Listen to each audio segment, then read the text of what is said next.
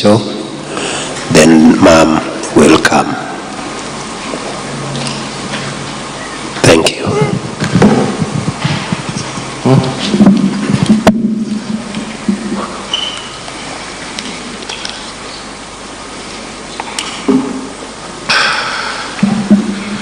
A tribute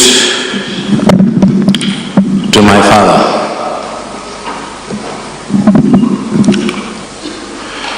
No one can mess with me when I'm in my bullfighting hat.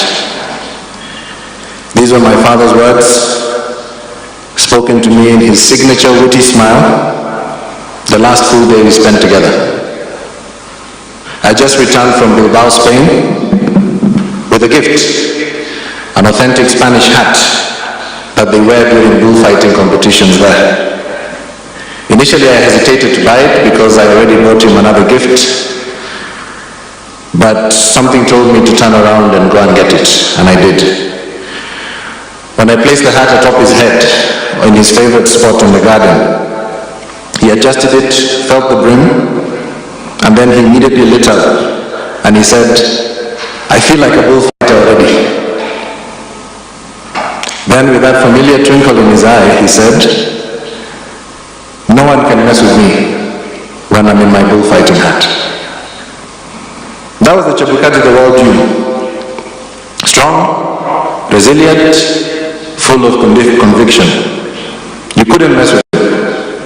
But through my eyes, you will see him as simply the best father a son could ever ask for.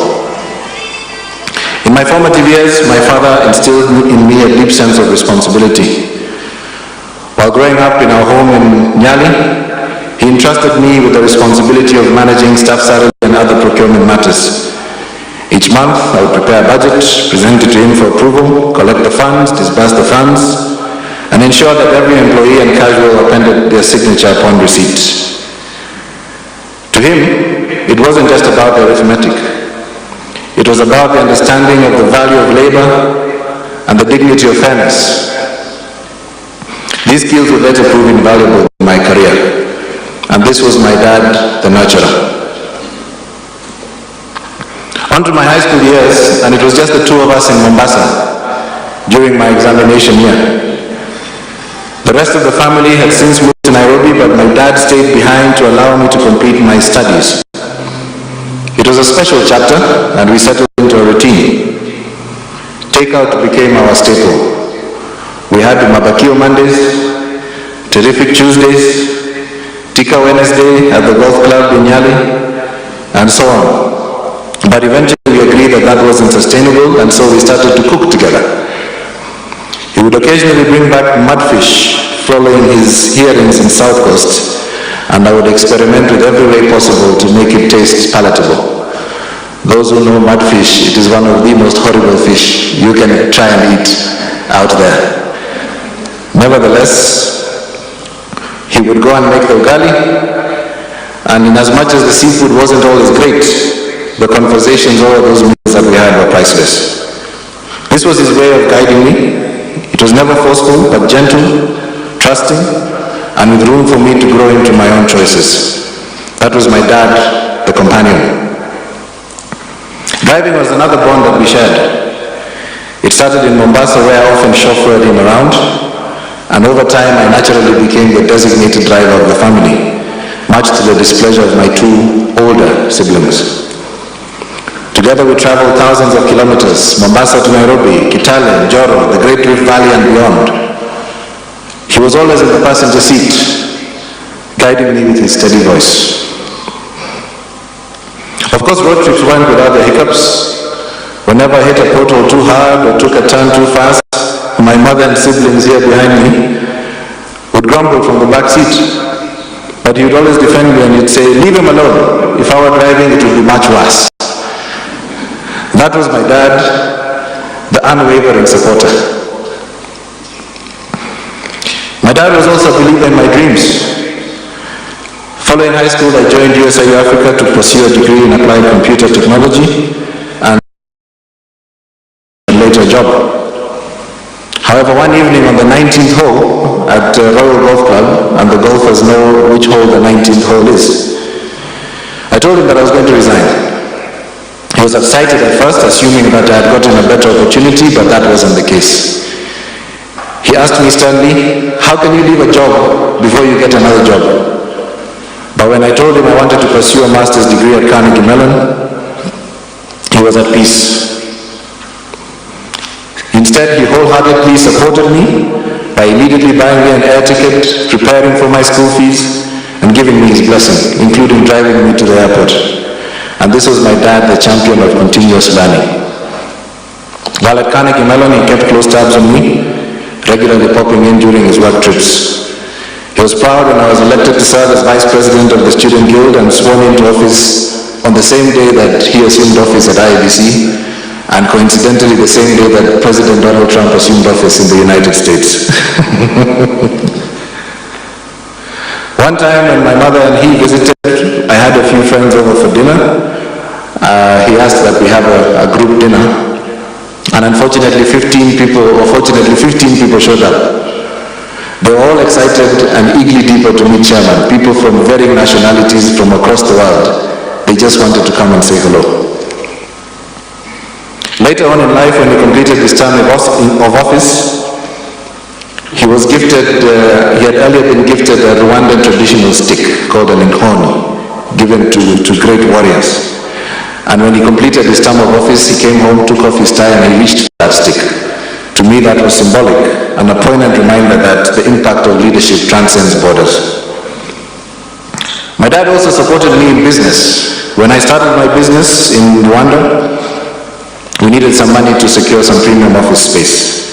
And so he loaned me Kenya shillings 620,000, interest-free for 12 months. When we repaid him as a company 1 month early, he was proud. But when he learned that the bank had flagged the transaction as suspicious because I was supposedly the son of a politician, he was absolutely furious. The same bank later on refused to open a business account for one of my businesses, citing the same reasons. His response? He closed his own accounts with the bank.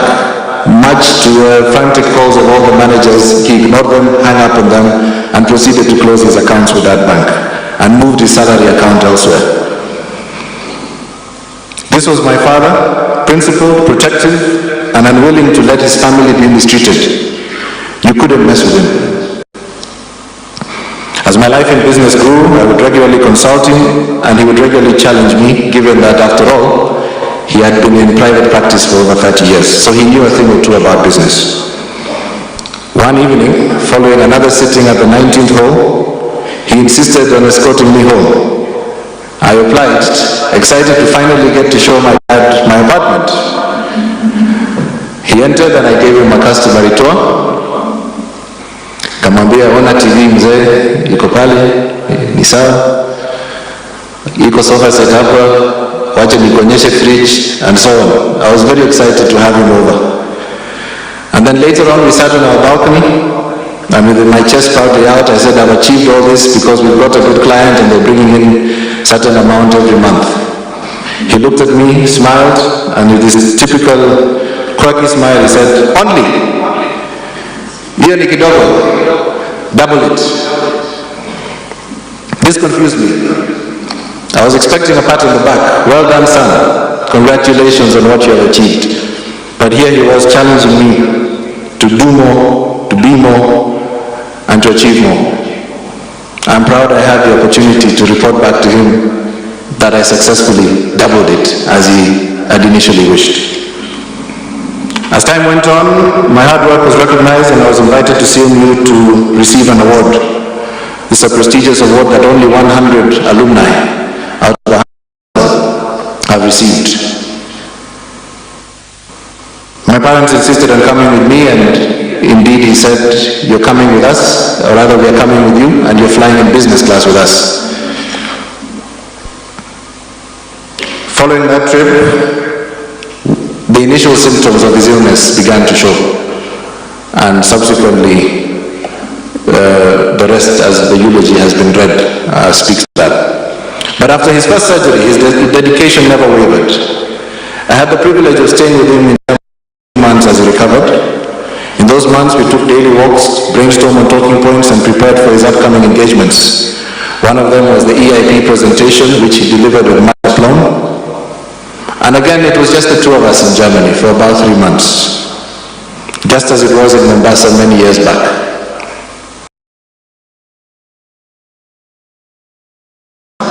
Because that is what was available to us out there. When we left Germany, we executed our strategy. I had the privilege of traveling with him